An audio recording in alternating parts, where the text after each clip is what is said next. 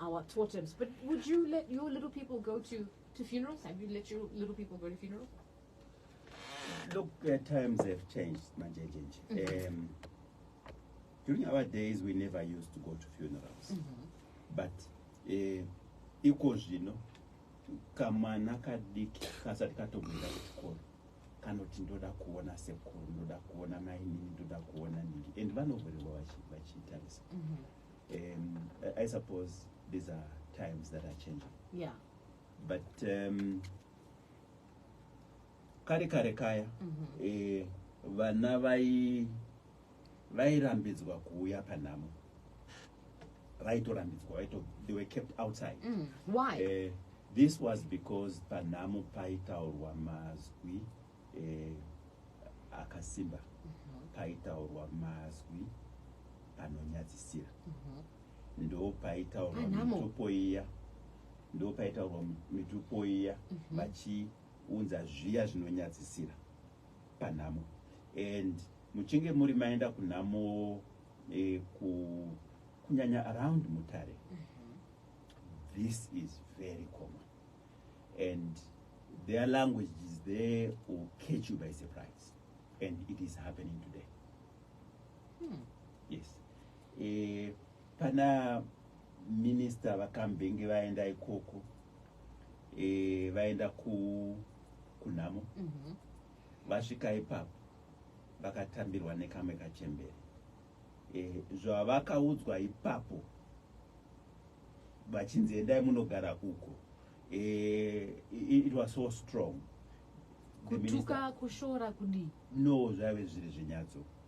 And the minister could not believe. So he waited he was trying to figure out, did she really say that? Well, hold on, Chwambu, you are speaking and politically correct. When you say zhinyadzo, what do you mean? Like, no. Was she referring to his genitalia? Exactly.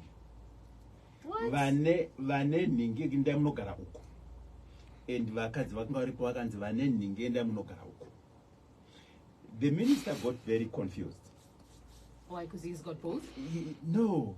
Why is this coming to me? Why are they saying this to us? Zvikanzi nechembere iya, amuzi kuzvizwa here ndidzokerere nditaure futi. Vakabva vamhanya. No, it's very prevalent around Mutare. So is it said in a mockery, in a dehumanizing manner? No. What is going on? No. Mazwi avanotaura iwayo, they say them very kindly and casually, and nobody is supposed to be offended. Kungoti vanenge vasingazvizive kuti ndiyo tsika yeikoko. They quickly ask questions in their mind. You know, it's very interesting you bring this up. In fact, I find Shona, I'm not sure about Hatsiro, Nechindau, Nezhimezhishtaur. Shona, for the most bit, is considered very vulgar and obscene language.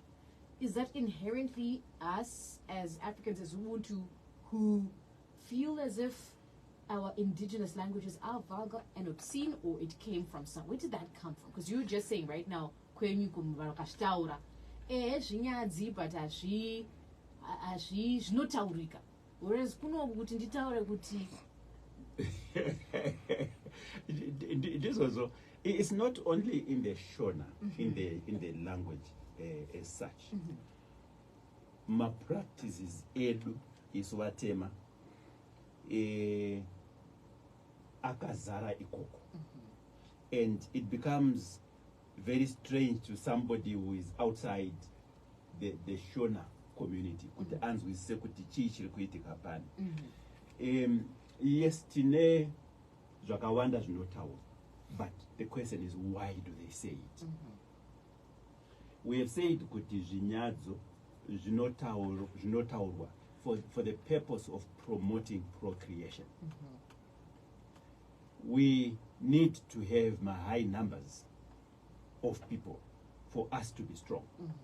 We need to have high numbers for us to create a vibrant market in our communities. Kana uri waproducer product yako, you want to have a large population around you to which you can sell your product. Vakuru vedu vakagara vazviziva, and the high numbers as well, it means you can create a very strong army. Vakuru vedu vakagara vazviziva, and this is why they wanted to promote procreation. And to promote procreation, you don't use a language too divorced from procreation. And this is why they were using that language. Yeah, I get that, but I'm just wondering if inherently our language, we're also live on our Facebook page, by the way, please do join the conversation there. But I'm still trying to figure out if I understand the why, but what I'm still trying to figure out is how, you know, for example, it's very easy in English to say vaginal discharge, right? We can say that, it's acceptable. But in Shona, somehow, it is said it is obscene and vulgar. But by the same breath, it's also a beautiful language, like you're explaining, when you then have helped us unpack some of the totemic phrases we have. You know,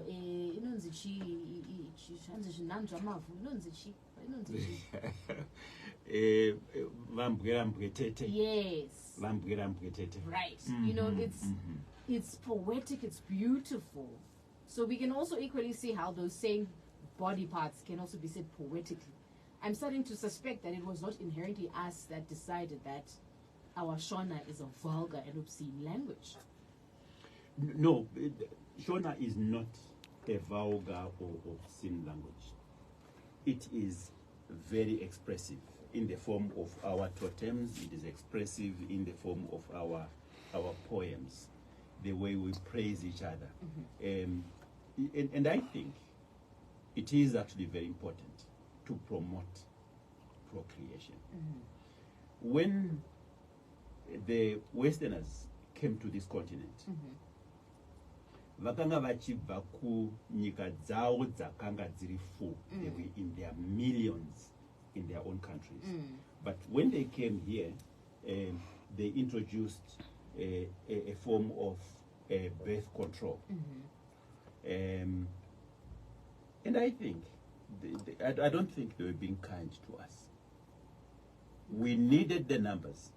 This is why we had those languages in our praise of each other, a man praising his wife and the wife praising the man.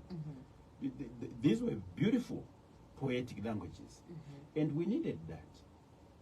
But unfortunately, we bought the thinking that it was good to prevent, to control our population, which I don't think was a good idea.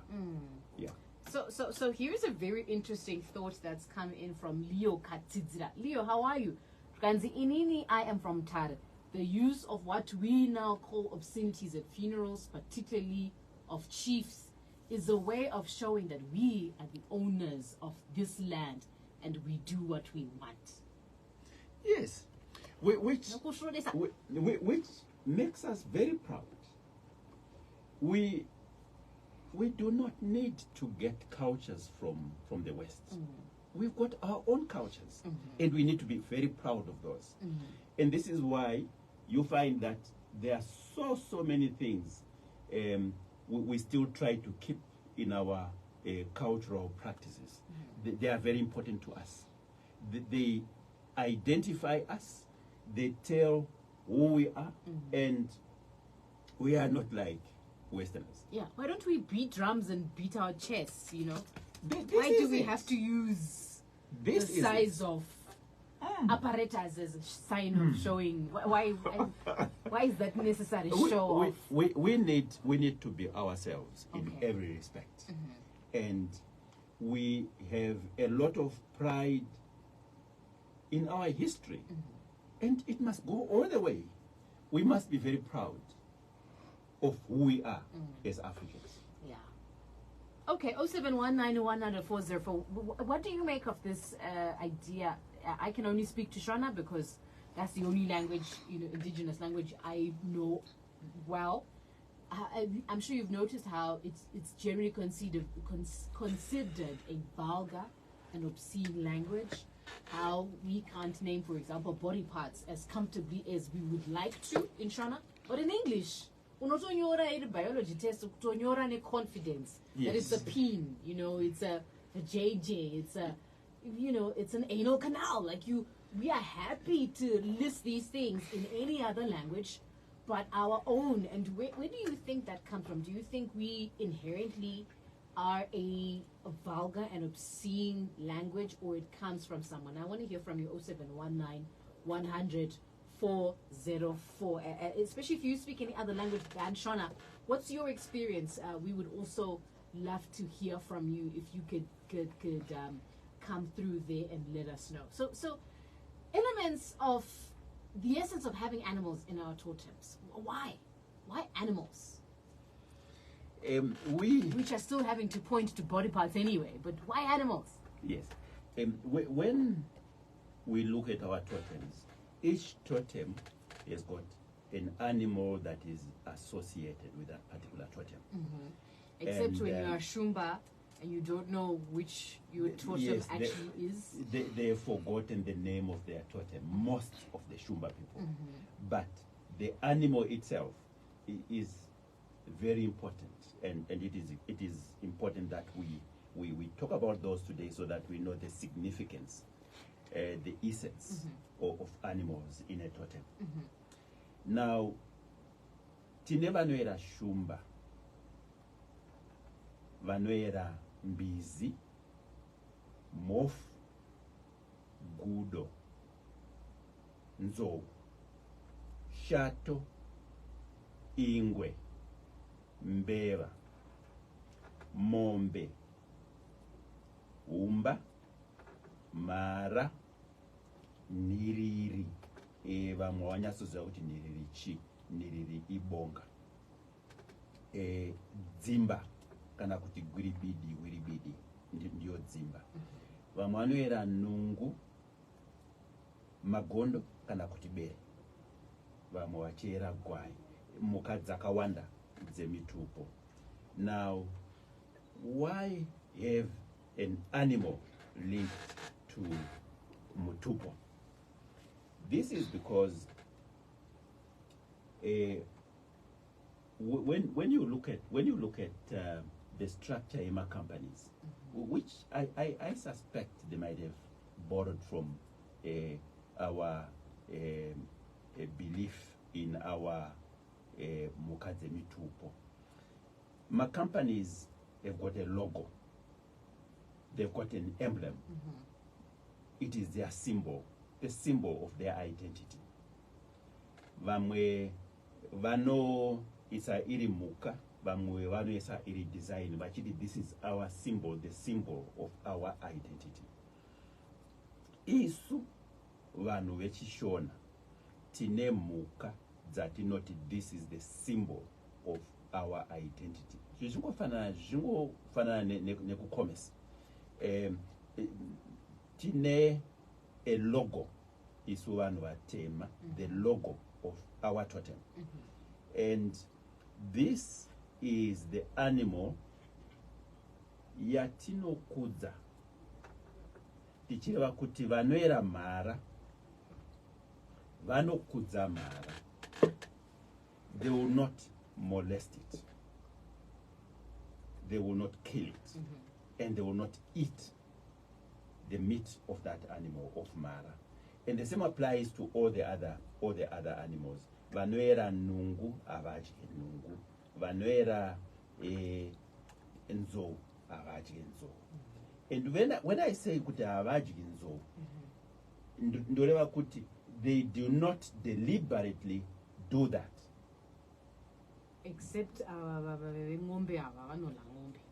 Right. Vemombe vakazochenjera vakati aiwa zvatingaregedze kudya mombe. Ngatitsvage epati yemombe yatisingadyi. Mombe, the rest of mombe tichidya. So vana moyo, but again moyo harisi zita remutupo, rega nditaure zita remutupo. Vana chirandu na nevarozvi vanonzi vana the name of their totem is escaping. Iwo wakati no mombe regatidye but chatisingadye moyo wemombe. Ndo kunjenga kwavakaita nyaya yekuti havadye muka yavo yemutupu.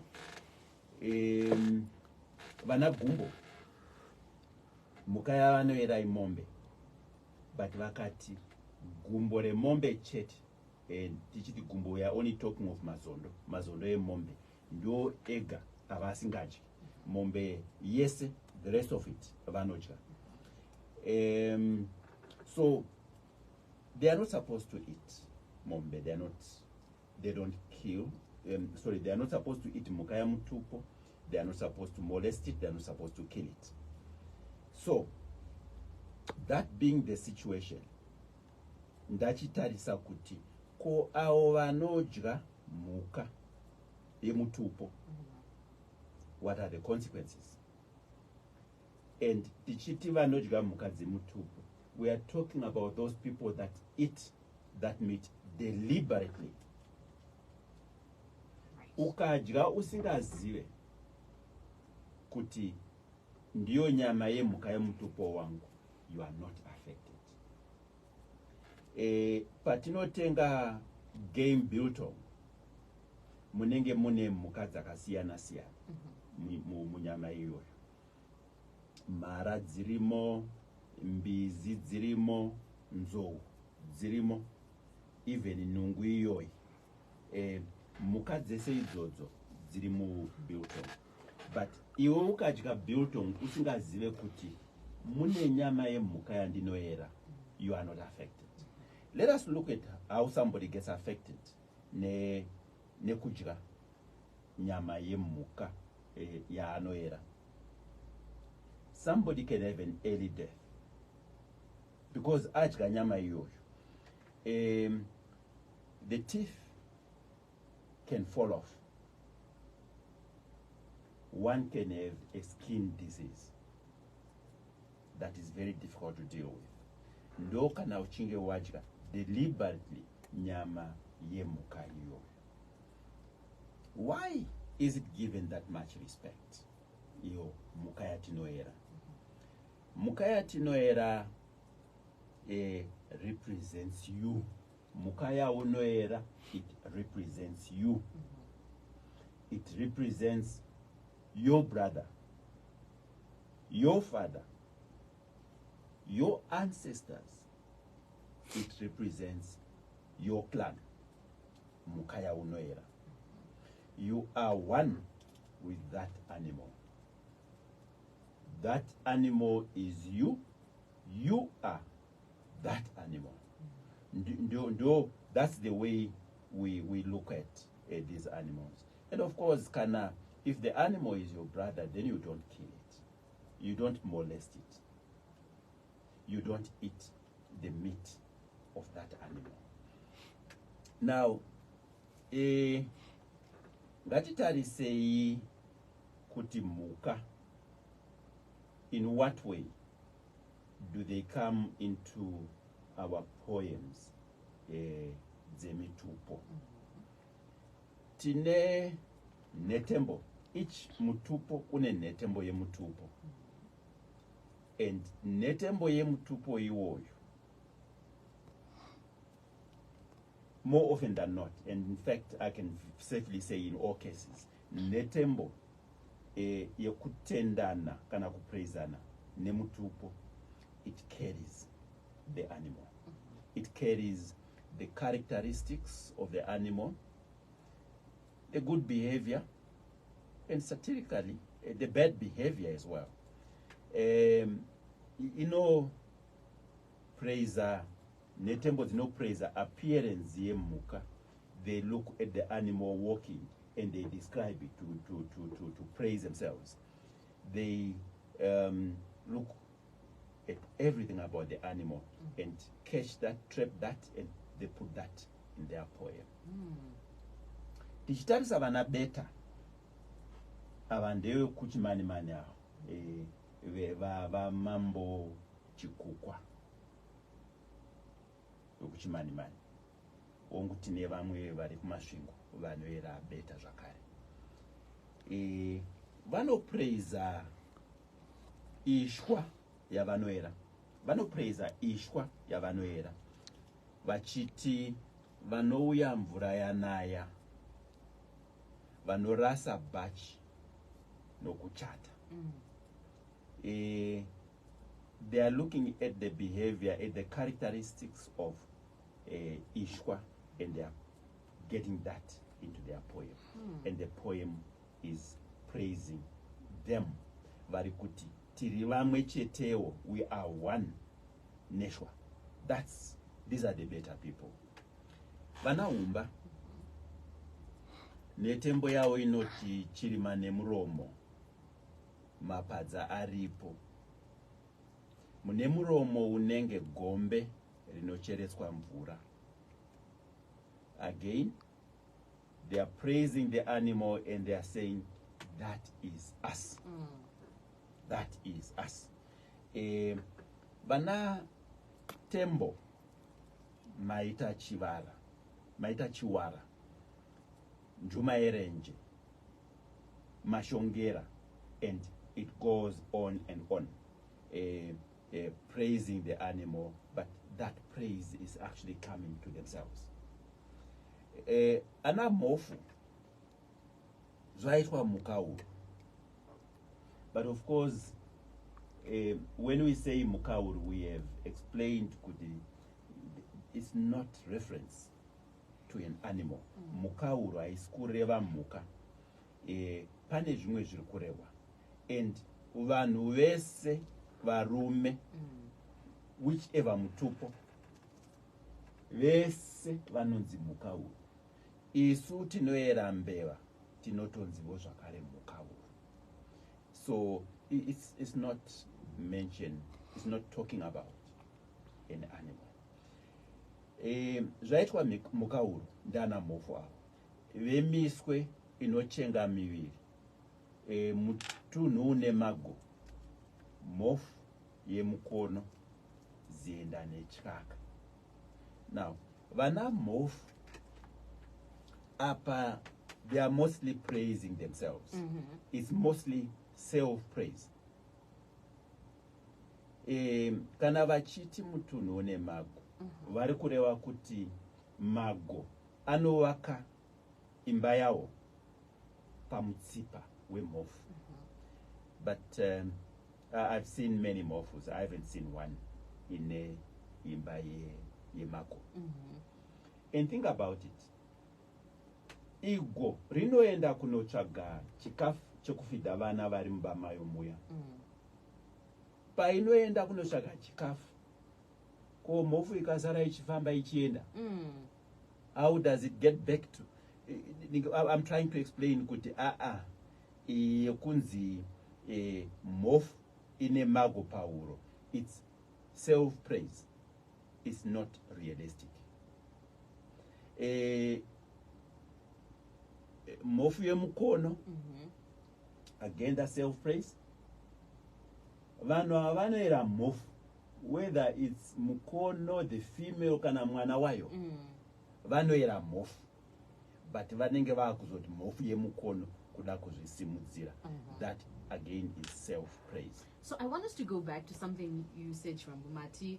Ukala mukaya unoera uchiziva, ukaila maone pane zvinoitika. Ndizveshuwa here kana kuti vanhu vanongodero. And I also want to put this out to you on 0719100404. If you've ever dared to actually eat your totemic animal, first of all, nemskawa, and I'm sure I'm going to take a mask, COVID. But nevertheless, enough of the judgment. I would love to hear from you. How did you get to a place where you're actually eating your animal? Wakaita maune kana kuti wakazoti wapedza kutsenga waikatsanga ndipo wakazowa kuti by the way, I want to hear from you. 0719100404. Efanki ava vanoera zvedziva ava tiri kuti havatobati here hove kana mhuka dzose dzemvura zvachose, vana oyster nana shrimp ava vakazoya. Takona vanhu vakudya maoctopus. Unoziva octopus? Octopus iyaya with the 8 legs. If you irritate it, it will squidge out some dark black fluid. That thing is ugly and gooey. But you know, to Oliwa, it's a delicacy. Yes. Elegantanga ndabata pane vanenge vadya muka yemutupo wachiziva. These people are really challenging nature. And auti ini ndine mangoromera rega ndinomira panze apo. Mvura ichinaya kune mheni. Unorowa. Unogona kutadza kurowa zuva rekutanga. But you keep doing that, it will catch up with you. Kudya nyama yemhuka yatinoera. Chisi hachieri musi wacharimwa. Things will catch up with you. We don't eat, we are not supposed to eat muka zemutupo wedu. You are offending your ancestors, you are offending the entire clan. Okay. Who are you to stand Okay. and deliberately offend the entire clan? So take a listen to Donnie. Donnie, how are you? You're listening in from Fio. Donnie Chituzumo. Akati no mbuya vakala mtupo vanoyera dziva. Adzi vakala howe vakadona mazinose. Sure ere Donnie. So Wadi, how are you? I'm allergic to fish. Each time I ate directly or indirectly consumed fish products, but could there be a missing link that I have to trace? So it's interesting that you're bringing up seafood here, Zawadi. There are actually quite a few people that I know also who are allergic to seafood as well, and they have the exact same response to eating fish products or seafood. So I think yours is a genuine food allergy, not necessarily to Wulamtupo, especially because you are Turi. By the way, I am not telling up on my tower. I know you're at you. Mutsokurodzere is a want. I hear Gumba didn't do the Magati Zachuambo. Zitare mutupo wao arisi gumbo. Zitare mutupo wao rinonzi gutu. Ndiro zitare mutupo yo. Right. Gumbo izvi ringadai risingatombobudi pamutupo wao. Gumbo vanenge vachireva something else zvisingataurwe kupublic. The same nezvidau zvavo. Zvidau zvavo hanzi madyira pazhe kana chitova nedzevamwe. Izvo ndezvekubedroom izvo hazvitaurwe pane vamwe. You find kuti vana gumbo, they've actually forgotten zita remutupo wavo nokunakidzwa nekungoti gumbo. Iyo iri such a bad language. Saka yes, vana gumbo ndofunga ndiye ati akadya fish ndokubva aita skin problems. Right. Kuita ma skin problems adya fish iye gutu usho anoera wemutupo wegutu anoera mombe. It was just probably an allergy. We have so many people with allergies and a fish. It may just be one of them. All right, got you. Esnat, good morning. It's true. I ate my mombe several times knowingly. Now mazino too. Akadona wena. Why we today omska wakadai na esi. You know, I'm even scared to ask nde api achakawa nde kumberi here. Veduwe. Good morning to you, Ronald Tapiwa Chirwa.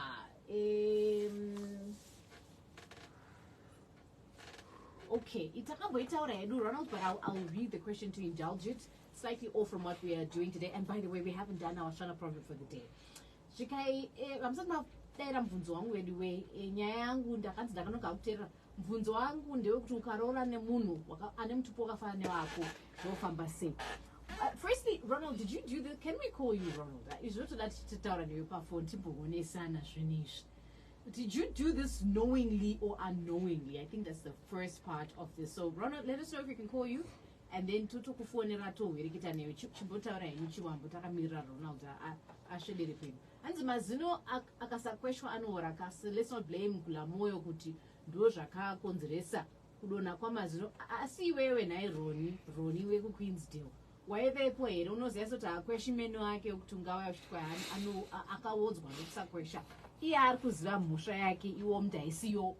Zvobvira here izvozvo nai Roni? Hazvinzenguka nai Roni. Taura yenyu chiwambo. Ngati respectei traditional practices edu isu vanhu vatema. That is what makes us African. Takasiyana nevamwe vanobva kune mamwe macontinents.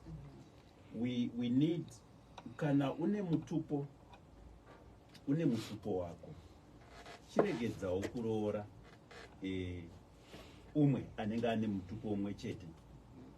Zvine ma-consequences. Tinogona kutadza kuona ma-consequences acho iye zvino, but it can go down nema-generations. And vepasi apa ndo vachaona kuti zvataita mwana asina kukwana pfungwa. And you wonder kuti zvakabva kupi. But when you trace it back, you might actually find kuti it was iyo nyaya iyoyi yemakuna-kuna. It may not come to affect you, it may not haunt you, but those after you might suffer the consequences. And zvinowanzoitika zvakare kuti iwe waroorana nehanzvadzi kana nehanzvadzi yako, vana vako oroora zvehanzvadzi, the chances ipapo are actually very high. Yeah, got you. Semuronzi muri kutera zvemukustono muri seko zvikanzi ko kana usina mhuka yaunoera asi uchiera a part of every animal semwoyo, does it mean ndorega kudla nyama? Hold on. Vamuronzi muri kuti kudii apa? First of all, munoshayiwa mhuka yamunoera sei? Chimboti titipabate ipapo. And then you say uchiera every part of an animal. Azvoreve chizvo zvishonga my way up. It's difficult to follow zvari kuda kutaura. Yeah. We need to know zita remutupo wake. Maybe zvingamubatsirawo kuti timuudze zita remhuka yake. Right, kuti riri kwasi kudai anenge asingarizivi. Kudai anenge asingarizivi. Yeah. Hanzi sure ndimai Malota hanzi kumausi hanzi mutupo unoera sure ini handisina zino 1. Makalawo futi veduwe. Koi makala chiizve vasikana veduwe. Vakala vachina kana rimwe. Kuramba muchidla sezvo ino vasikana nai mai Malota makazvifambisa sei veduwe? Ai. Okay, adzoka semuronzi uya zvikanzi ndinoera moyo dewa ndiri moyo ndizvo ndiri dewa moyo ndizvo is what he said. Ndizvozvo. But tikati tinoiziva mhuka yacho. Mhuka yacho toziva kuti mombe. Asi ivo sedzinza ravo vakadecida kuti chaticharegedza kudya, chatichaera chaicho unenge uri mwoyo wemombe. Saka wapabata ka first of all vana moyo vose mhuka yamunoera ing'ombe. So I suppose that's your first learning point wena. Zvikanzi naEsther tambota kuti mazina ake akawa hanzi akadonha ndeyekumatadza ari ekuzasi madivi ose veduwe. So dako esi wena because zvino wazviregerera hauchazviiti futi. So what we find is that this thing about regedzai kudya mhuka yamunoera is real. And those who work against that offend the entire clan. And there is a penalty for any such behavior. Right. That's what we are hearing from the people that are sending messages. Zvikai mai vangu vano vari baba vangu ndisoko, amai vari Ncube. Ndakahwa kuti soko ndiNcube kana kuti Ncube ndisoko. Ndizvo here chichaitika kana zviri zvechokwadi maita zvenyu chiwambo? Hongu, Soko, and Ngube are the same people. Zvaakuchidiwa pano ndezvekuti imi vana vacho chiregedzai kuroora vana Ngube. You might be able to break the jinx that way. Chiregedzai kuroora vana Ngube. Also very important to mention here is vanasibanda. Munhu anoera shumba kumashonaland, kumatebeleland, aenda kumatebeleland anonzi sibanda. Anoera mumi anosvikonzi sibanda.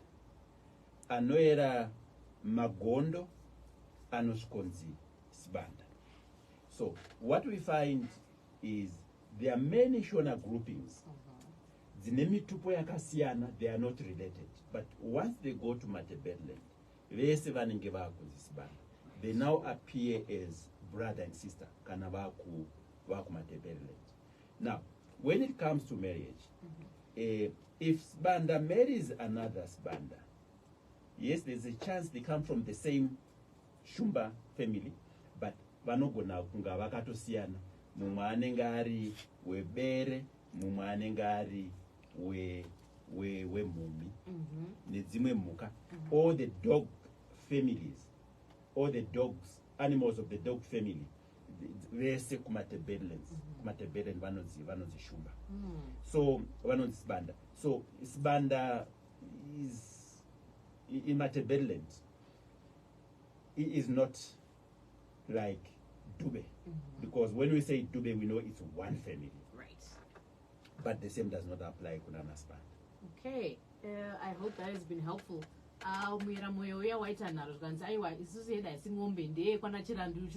You actually need to listen to our podcast. We've done an extensive couple of times, repeatedly actually. If you can, hop onto our Facebook, our YouTube pages, Capital 100.4 FM Harare. We're also on Spotify.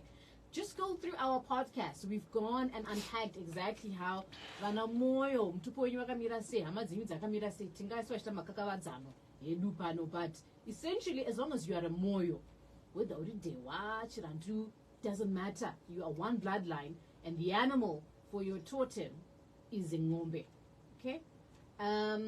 0180, how are you? Simba Urisands, and I always make masondo. She enjoys them. I think Tupo was there to separate one and to preserve Muka from extinction.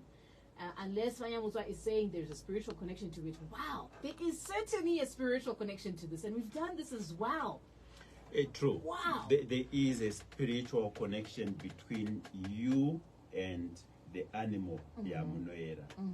We have linked the animal to your brother, to your father, to your ancestors, to your clan.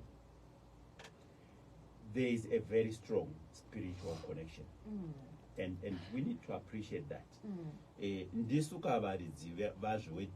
Traditions and practices. We are the owners. We need so that we can raise the bar much higher, so that the outside world can understand us. Yeah. Gosh, that question to say, unless you are, and isn't it so tragic that our understanding of ourselves has been simplified by someone else to say,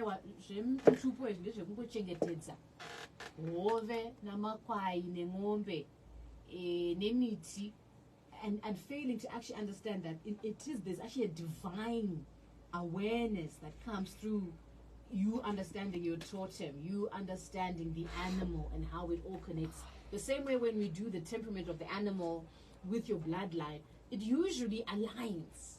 9 out of 10 times it connects.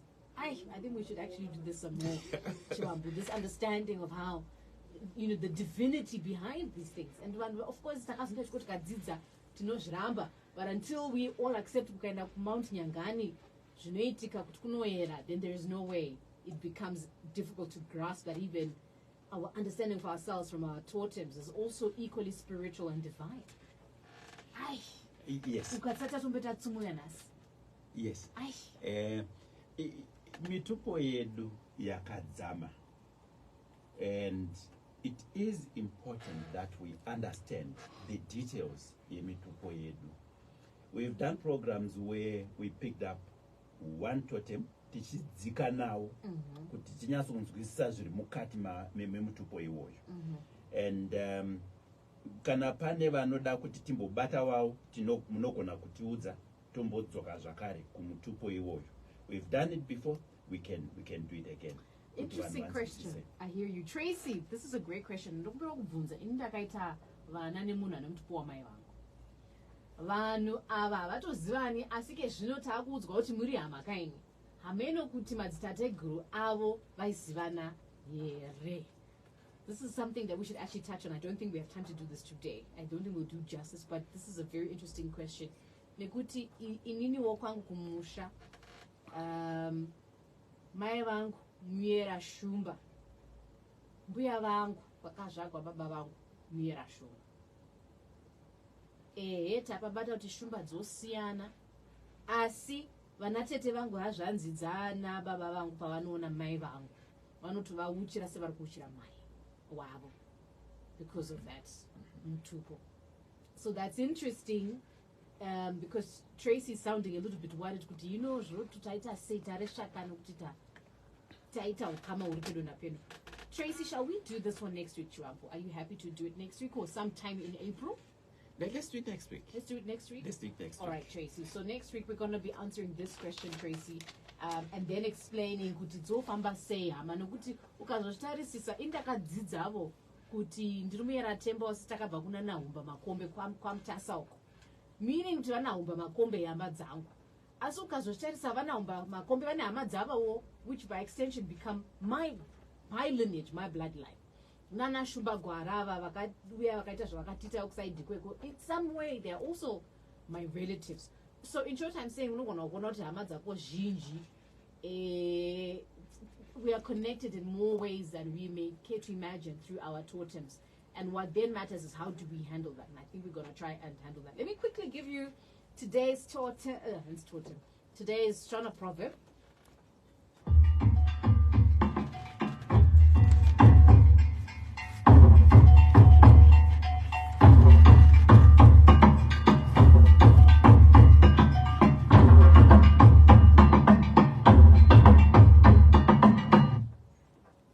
Vakuru vakati hari haiviri.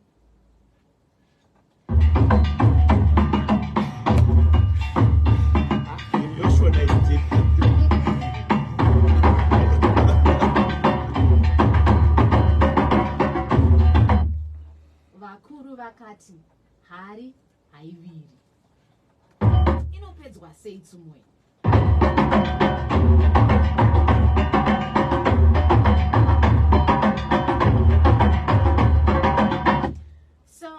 Chivambu, as we are rounding off, the questions never seem to stop coming. Okay. Koisona signoro tiri vazukuru stare mutupo wedu runonzi takaitaura futi. Shuwa muri vazukuru vana signoro. I'm glad you know this. That's a good start. Stare mutupo wao wakatora stare mutupo wana sekuru. What we need to understand is whether they are they are from the Chirandu Waduma kana kuti they are from Dewa mutupo unonzi Dewa wana wevarozhi. Saka kana vari vazukuru vevarozhi mutupo wao unenge uchinzi Dewa. Kana vari vazukuru veVaduma mutupo wao unenge uchinzi Chirandu. Got you. All right, so we're about to cross over to the news, but next week we're dealing with this. In fact, I actually kept a message from last week as well. And zindaita unyaya nanetsa ndakaroorana natembo anova mbizi. Asi pakutenda vanonzi anasamaita asi isusu tiri anasamaita as well. Vana baba vangu vanonzi anasamaita asi ndakatozonzwawo ndaroora kuti ndakaroora mbizi. Saka nyaya yanetsa. Next week we're going to be dealing with this on Capital 100.4 FM. Harare's heartbeat. Mike Murenji, you came through, chiming in on the proverb that I gave you tabvunzana isusu tikati hari vakuru vakati hari haiviri iwe wauya ukagona Mike Murenji well done isina mukuchidziri well done. That's correct. You're right, Mike. It's 11 o'clock. It's time for the news.